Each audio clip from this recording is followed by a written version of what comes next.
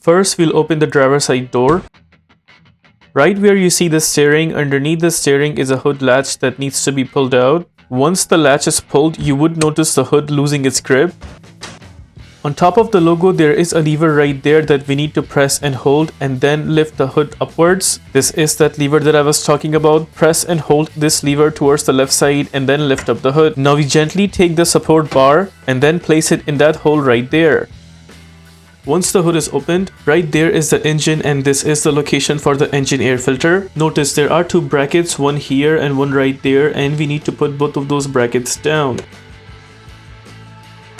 With both the brackets taken down, now we will grab the top cover like that and then push it towards right side. Once the top cover is pushed towards right side, then we will just lift up the top cover and there you would see the engine air filter visible right there. We will just grab and pull out the filter.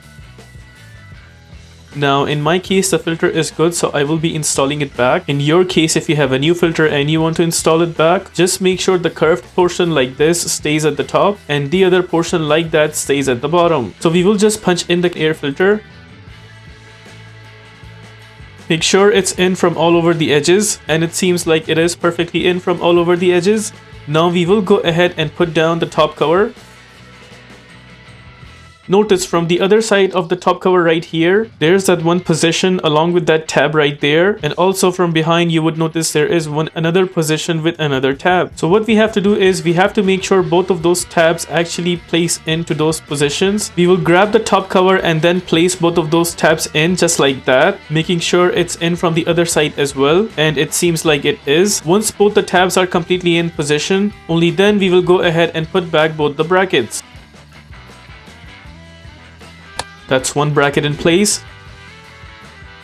And there's the other bracket also in place. With that, we are done with the replacement of engine air filter. Now suppose you want to close the hood back. Just lift the hood upwards and then take out the support bar. We put it back to its place.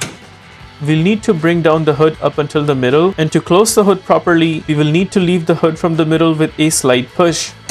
If it still does not close the way we did, then you may have to push it from the top until it closes completely. If this video helps you in any way, please consider liking this video and subscribing to our channel.